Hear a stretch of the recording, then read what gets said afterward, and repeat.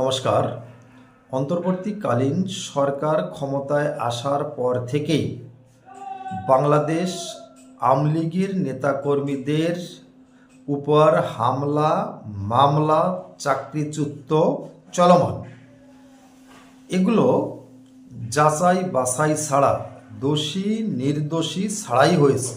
আওয়ামী লীগের ভিতর অনেক ভালো মানুষও আছে, খারাপ মানুষও থাকতে পারে বা আছে।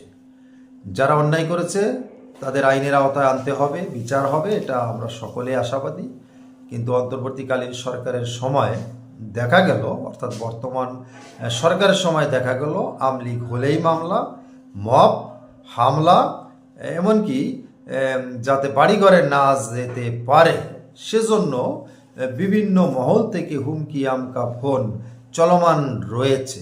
আরেকটা বিষয়, ভারতের সঙ্গে প্রতিবেশী বৃহৎ দেশ, জনবহুল দেশ, পৃথিবীর সবচেয়ে জনবহুল দেশ হচ্ছে ভারত, তাদের সঙ্গে 54 বছরের ভিতর সবচেয়ে খারাপ সম্পর্ক বর্তমান বাংলাদেশের।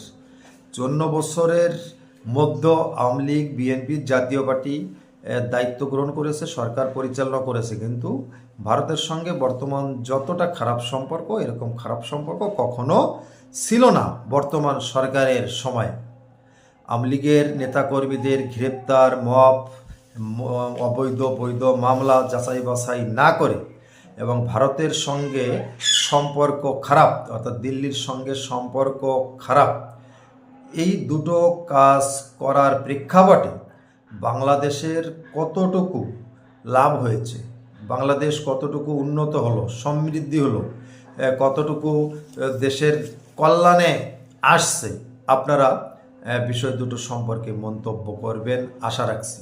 পাশাপাশি আরেকটা বিষয় বলতে চাই, কোনো দেশে অন্তর্বর্তীকালীন সরকার তখনই আসে সে দেশের বিশেষ কারণে, বিশেষ সময়ে কোনো সরকার পরিবর্তন হলে তখন অন্তর্বর্তীকালীন সরকার আসে। অন্তর্বর্তীকালীন সরকারের প্রধান দায়িত্ব, কাজ বা কর্তব্য একটি অবাধ, সুষ্ঠু, নিরপেক্ষ নির্বাচনের মাধ্যমে নিজে ক্ষমতা ছেড়ে নতুন সরকারের হাতে ক্ষমতা হস্তান্তর করা। কিন্তু বর্তমান সরকার সংস্কার, বিচার এবং আওয়ামী লীগ দমনের মতো বা দিল্লির সঙ্গে সম্পর্ক নষ্ট করার মতো কাজেই বেশি অগ্রাধিকার দিয়েছে। যাচাই নেই, বাছাই নেই, কোনো কিছু ছাড়াই এগুলো চলমান। আপনারা আপনাদের মন্তব্য উল্লেখ করবেন। সবাই ভালো থাকবেন। নমস্কার।